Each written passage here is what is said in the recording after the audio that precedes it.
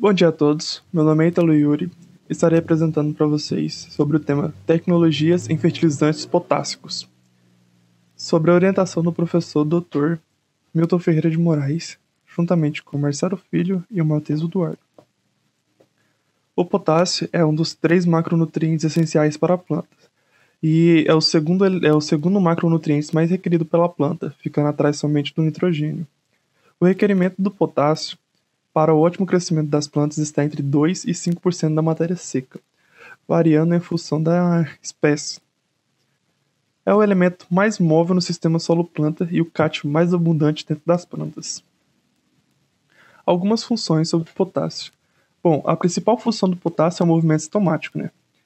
O íon de potássio atua diretamente na abertura e fechamento dos estômatos. Esse controle sobre a abertura estomática está ligado diretamente à absorção de água, devido à diferença do potencial hídrico que é causado pela perca de água. Já na fotossíntese, a importância do potássio é vinculada sobre a influência na síntese do rubisco, que é a principal enzima responsável pela fixação de carbono. Também é responsável por diversas ativações enzimáticas. Exemplo, a quinase piruvato e a 8-fosfofrutose-frutoquinase. Também é responsável pelo crescimento meristemático, pela qualidade dos produtos e pela resistência a pragas e doenças das plantas. Então, o potássio na planta. O potássio na planta ele acrescenta maior vigor e resistência a doenças, afeta a produção do amido, açúcar e proteínas, evita o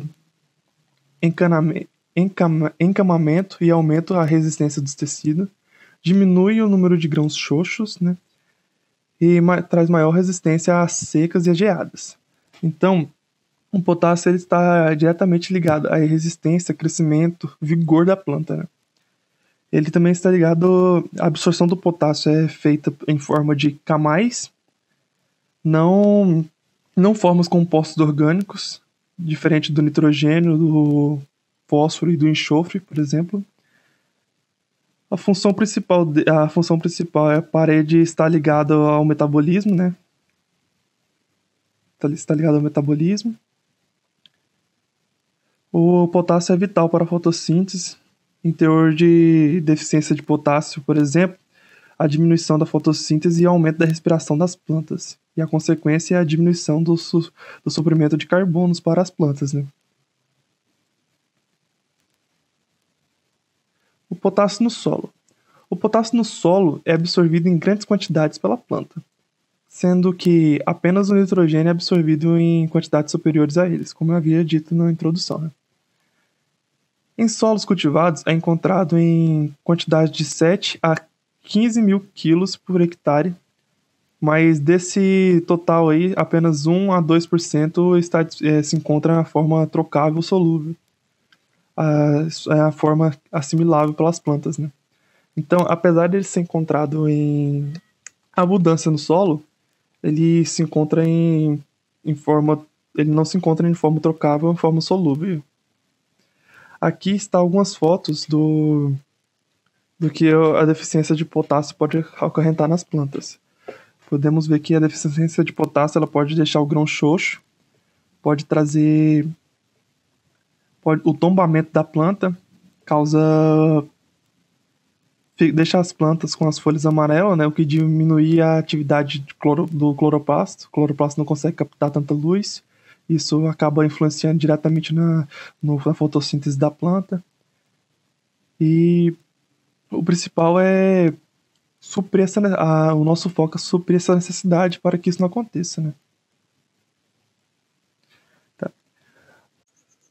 O potássio está presente no solo de 3 maneiras: potássio não disponível, potássio lentamente disponível e potássio disponível.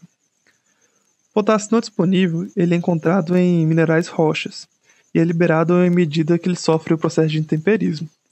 Já o potássio lentamente disponível ele é aquele fixado ou retido entre lâminas de argilas no solo. E o potássio disponível potássio disponível ele é formado pelo potássio encontrado na solução do solo e o potássio absorvido, em forma trocável pela matéria orgânica e pela argila no solo. Época de aplicação. A disponibilização do potássio geralmente é feita no momento do plantio ou do transplantio. Porém, quando as quantias demandadas excedem 50 kg por hectare de K2O, recomenda-se parcelar a adubação aplicando 1/3 no plantio e o restante na cobertura. Esse parcelamento geralmente é feito junto com o fósforo no pré-plantio e de cobertura junto com o nitrogênio.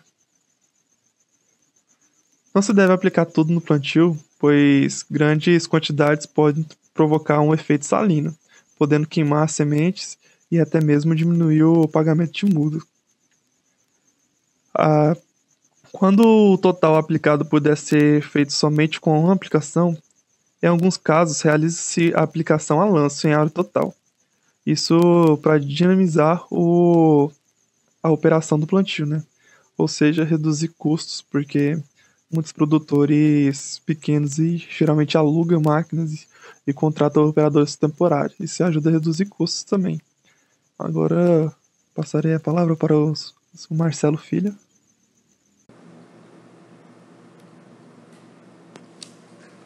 Olá, meu nome é Marcelo.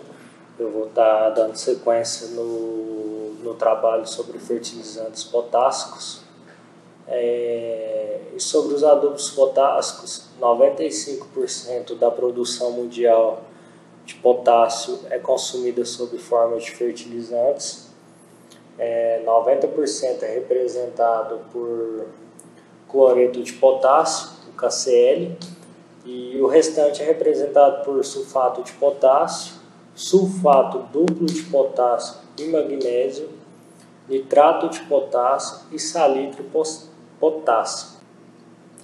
As formas de potássio para a planta. O cloreto de potássio ele é muito solúvel, não contém cloreto de sódio, são vendidos dois tipos, um com 48 a 50% de K2O e outro com 60 a 62%.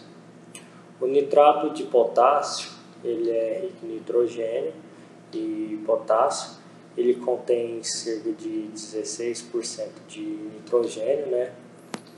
E 46% de K2O.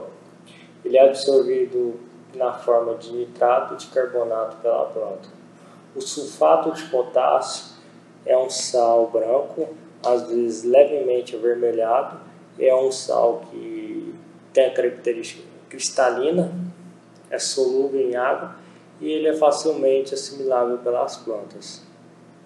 O sulfato de potássio e magnésio tem em geral a 20 a 22% de K2O, 18 a 19% de magnésio e 22% de enxofre. As jazidas de potássio no Brasil, as principais reservas é a de Santa Rosa de Lima, com aproximadamente 37,9 milhões de toneladas, a de Taquari Vassouras, com aproximadamente 91,30 milhões de toneladas, e a de Fazendinha, com 120 milhões de toneladas. Só lembrando que as duas na região de Sergipe e a de Fazendinha na região de Amazonas.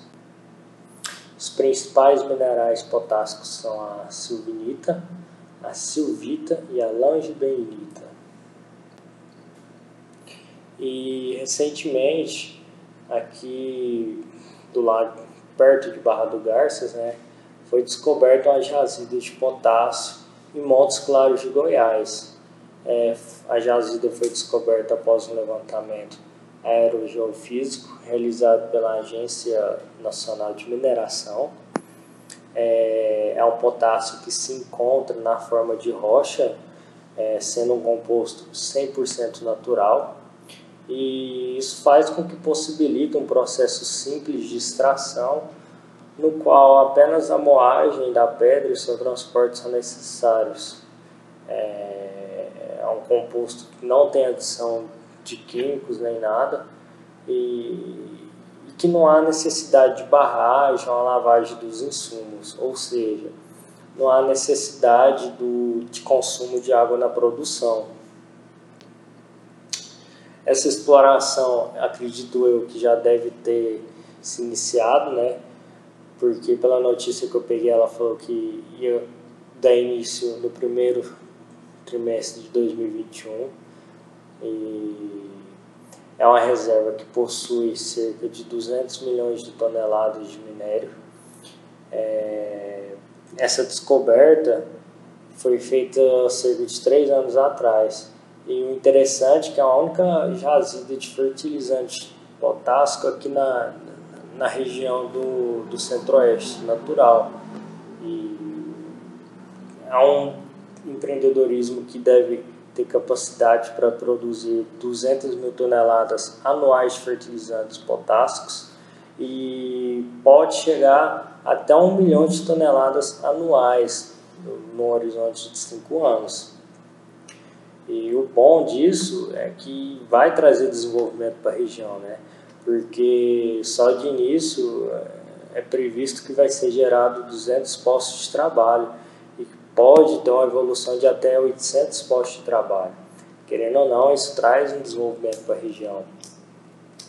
E do ponto de vista de localização, é uma jazida favorecida, porque está próximo à malha viária e o que vai fazer com que facilita o escoamento da produção e do mercado consumidor final, porque está na beira do asfalto e está a cerca de 70 km de Itaragarça da Barra.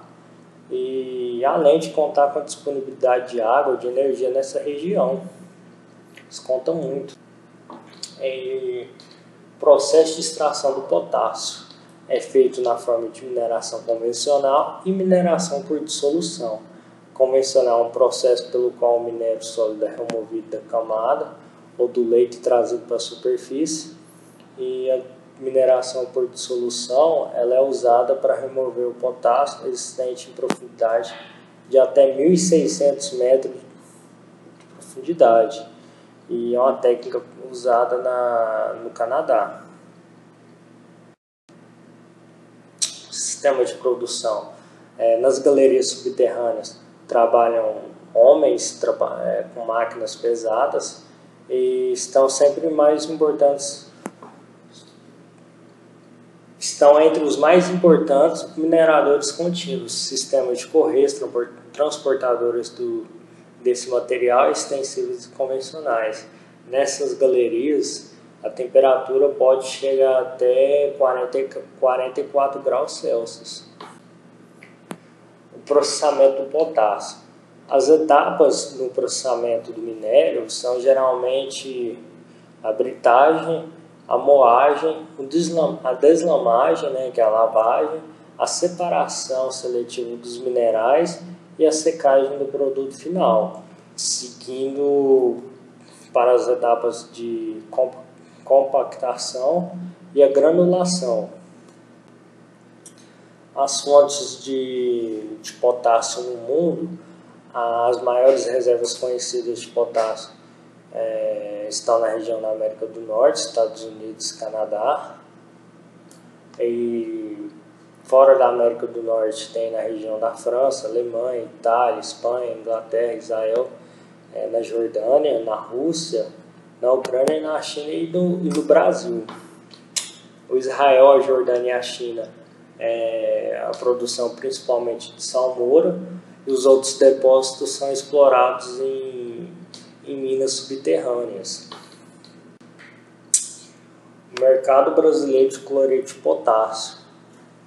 O Brasil ele importa cerca de 96,5% do cloreto de potássio, que é usado para fertilização do solo, e também ostenta o título de maior importador de potássio, com cerca de 10,45 milhões de toneladas que foram adquiridas em 2019, de acordo com os dados do Ministério da Economia. A principal fonte do fertilizante potássico aqui no Brasil utilizada é o cloreto de potássio, né? E O Brasil ocupa a 7ª colocação no ranking mundial em termos de reserva de potássio. As reservas oficiais de sais de potássio no Brasil estão na ordem de 13,03 bilhões de toneladas, né? Essas reservas estão localizadas no estado do Sergipe, como falado anteriormente, e na região de Amazonas.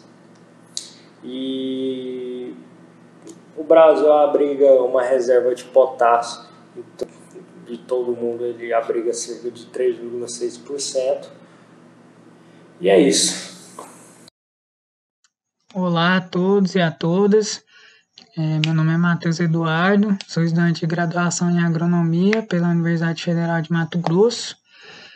E dando continuidade ao trabalho, os métodos de aplicação de potássio devem-se levar em conta a cultura, mão de obra e equipamentos disponíveis, o solo, no caso da textura, se é argiloso ou arenoso, dose e época de aplicação do fertilizante. No caso da cultura, é importante porque existem culturas que possuem uma maior extração desse nutriente, né? No caso, a soja, o feijão, capim-napier, capim-marandu, são culturas que demandam bastante potássio e tem uma alta extração, né? Então, vai necessitar de uma maior reposição desse nutriente. Mão de obra e equipamentos disponíveis também são importantes, porque existem equipamentos que têm uma limitação, que não tem uma boa distribuição, né, do fertilizante, e outros equipamentos mais atualizados, equipamentos atuais que fazem uma distribuição mais uniforme, fazendo com que a aplicação seja melhor, né? No caso do solo, se o solo for argiloso ou arenoso, aí está relacionado com a lixiviação, né? Com comportamento desse potássio. No caso de um solo argiloso, ele retém mais o potássio na CTC, e um solo arenoso vai reter menos quantidade desse potássio na CTC. E a dose e a época de aplicação do fertilizante está relacionada aí com parcelamento, né? Que quanto maior a dose, possivelmente esse fertilizante deverá ser aplicado de maneira parcelada. Para culturas em linha com espaçamento igual ou superior a 1 metro, tem-se que para doses altas é recomendado aplicar lanço, superfície, com incorporação e ser parcelada, aplicação ser parcelada. E para doses baixas, aplicar no suco de plantio e abaixo da semente. Para culturas em linha com espaçamento menor a meio metro, é recomendado aplicar em superfície, com incorporação por grades, ou, se no caso for um plantio direto, aplicar em superfície, a lanço, sem o envolvimento do solo. E tem também a recomendação de que para texturas arenosas, a dose acima de 40 kg por hectare, a adubação deve ser parcelada, e acima de 100 kg por hectare, independente da textura, é necessário parcelamento da aplicação. Potássio em solos inundados.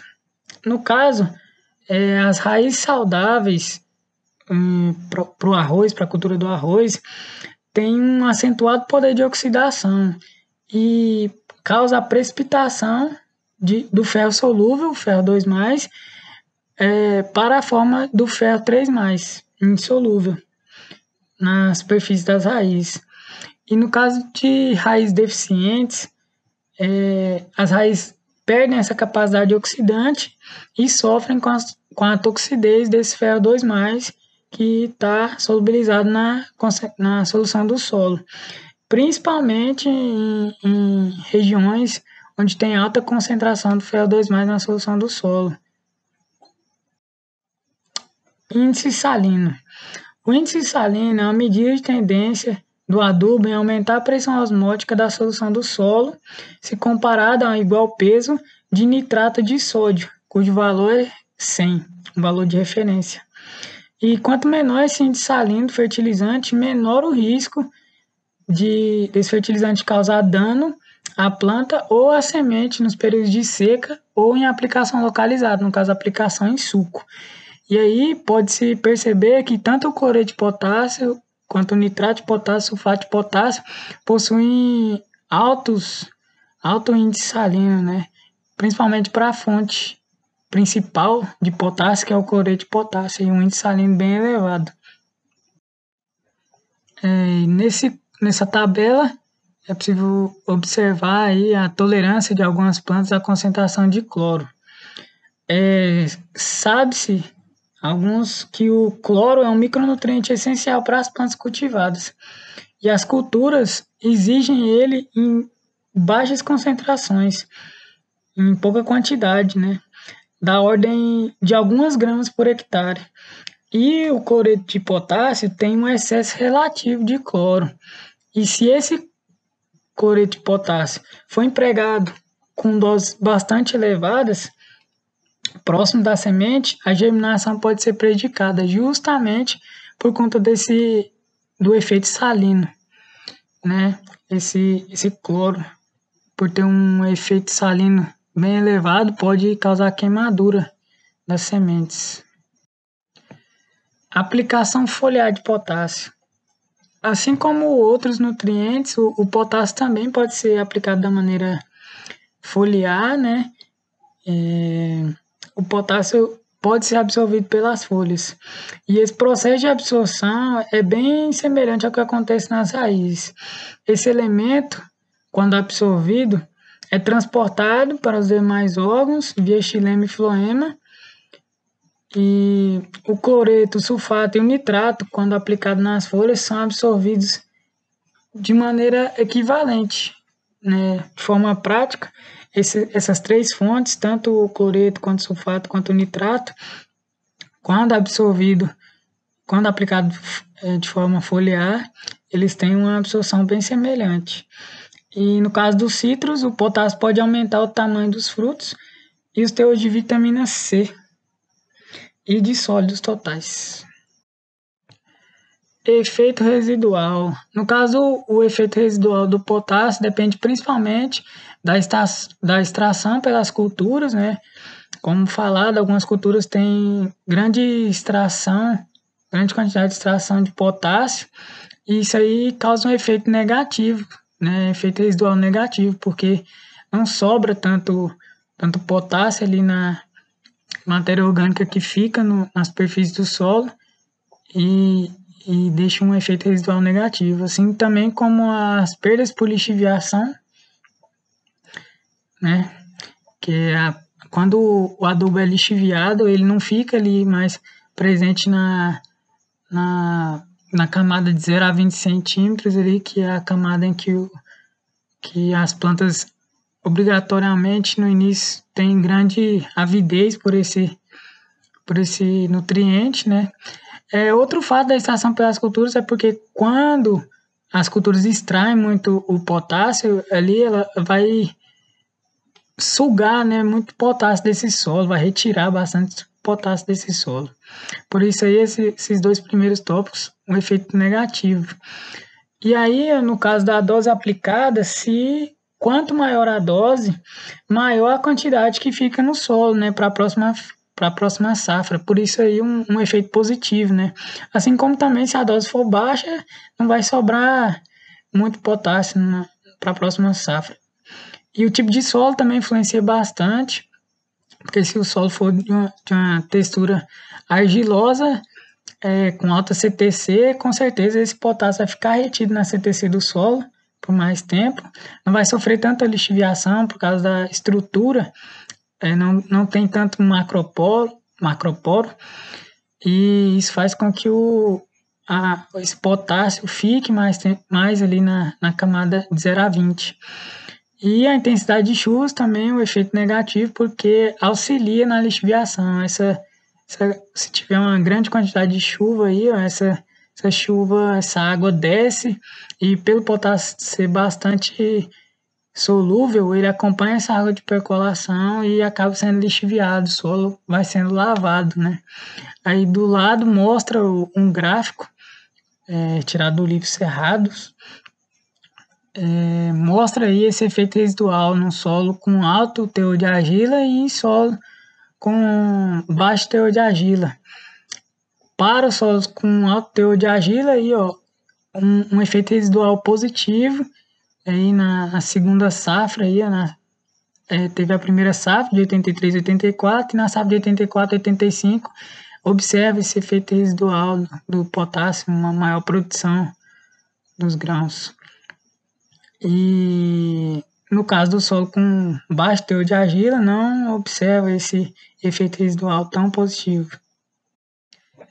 Então, por fim, né, a gente pode tirar desse trabalho que o potássio é o segundo nutriente mais demandado pelas plantas de simples processamento industrial. No caso da silvinita, é só a moagem ali, né, da rocha, mas também pode ser retirada ali, feito o processo de separação do sódio e a retirada do potássio na região do Mar Morto. Os solos da região do Cerrado possuem baixo teor de potássio, né, naturalmente. A aplicação desse fertilizante geralmente é parcelada, tendo a principal fonte o cloreto de potássio, e um efeito residual positivo quando há um bom manejo, né, quando associado a um manejo adequado aí do solo. Principalmente quando feito o plantio direto, e essa matéria orgânica que fica nas superfícies do solo auxilia bastante na retenção desse potássio aí e garante um efeito residual positivo. Então aí as referências e obrigado a todos e a todas.